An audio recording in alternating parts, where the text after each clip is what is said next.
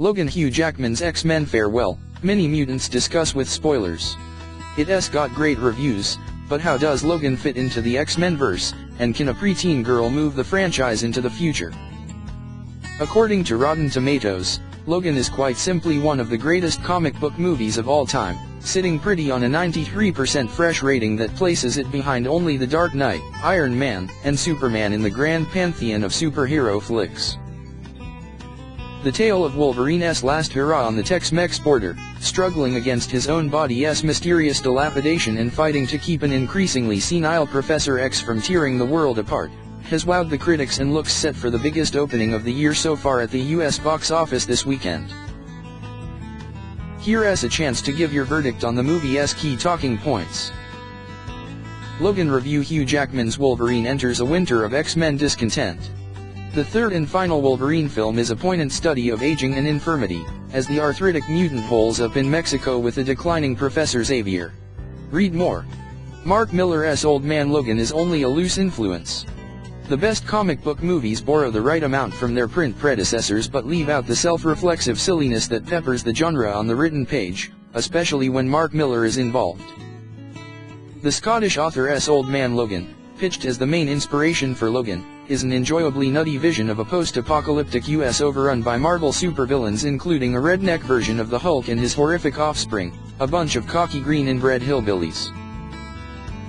But the graphic novel would never have worked on the big screen, even if 20th Century Fox had been able to get the character rights, because its vision of the future is so outlandish. Director James Mangold has borrowed plenty from the comic book, specifically the concept of a damaged, aging Wolverine heading out on one last road trip in the company of an old comrade. But it's a nonagenarian Professor X who comes along for the ride rather than an aging, pony-tailed Hawkeye, and elsewhere there's little connection to Old Man Logan. In fact, a more recent series, 2014's Death of Wolverine, appears to have been just as strong an influence. Were you sorry to see the more left-field eccentricities of Millar's vision dispensed with? Or is there just no place at the multiplexes for a version of the Red Skull who's president of the US and likes to dress up in dead Captain America's blood-stained threads? The future of the X-Men universe now seems set in stone. Sign up to our Bookmarks newsletter. Read more. If this is where Fox's X-verse is heading, we'll need to enjoy it while it lasts. Logan suggests that by 2029, only 12 years away, no new X-Men are being born, and there are only a few of the old gang left. A tragic accident, referenced as the Westchester incident and blamed on Charles Xavier's dying mind, seems to have killed off a number of mutants, while Richard E. Grant's nefarious Xander Rice appears to have done for the rest by destroying the mutant gene with a nationwide program of genetically modified corn syrup. Advertisement. For those of us who always felt the sheer number of superheroes in these movies has been their greatest downfall, Mangold's film is a breath of fresh air. Like Deadpool, Logan makes a virtue of intimate storytelling. There are no outlandish CGI supervillains bent on taking over the world. Professor X and Magneto do not spend the whole movie throwing tanks and battleships at each other. In fact, Xavier's greatest fight is against his own dangerously dilapidated mind, while Ian McKellen's devious supervillain is barely mentioned. The main X-Men saga, currently stuck in the 1980s, has plenty of room to breathe before it even begins catching up to Logan. But unless our heroes start jumping through time again and changing history, in the vein of X-Men, Days of Future Past, it's hard to conceive that films such as Deadpool 2, not to mention Channing Tatum's mooted Gambit movie 1, be affected by the events of Mangold's wonderfully doom-laden epic. Of course, there's always the possibility that Logan is intended as a standalone entry, with little connection to previous or future movies. Fox has not always done the best job of making sure its X-Men movies all exist sensibly within a wider continuity, but that seems like a cop-out. Furthermore, it would be a huge pity if the greatest X-Men movie so far isn't given some kind of context within the wider saga. Logan's illness. The breakdown in Wolverine's healing powers and near immortality might have been linked to either the events of 2013's The Wolverine, in which Logan had his powers drained by the Silver Samurai, or to those in 2009's X-Men Origins, Wolverine, in which the Weapon X program bonded adamantium to the anti-hero's skeleton. In the later case, it might be that the indestructible alloy has broken down over time, poisoning the mutant, which has happened in the comics. There is also a third possibility, that Logan has been deliberately infected with a virus by his enemies. In a doctor's office at one point in the movie, Wolverine is told there is a poison inside him, and responds that he knows what it is that is killing him.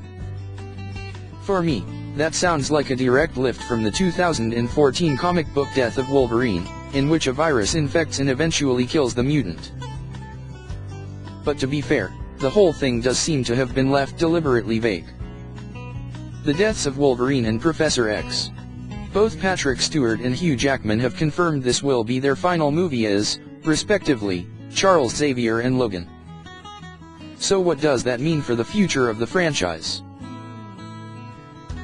In Stewart's case, it makes sense for the actor to bow out at the top, in a critically acclaimed film, while James McAvoy has made the younger version of the role his own in the current 1980s timeline, so there is a ready-made replacement.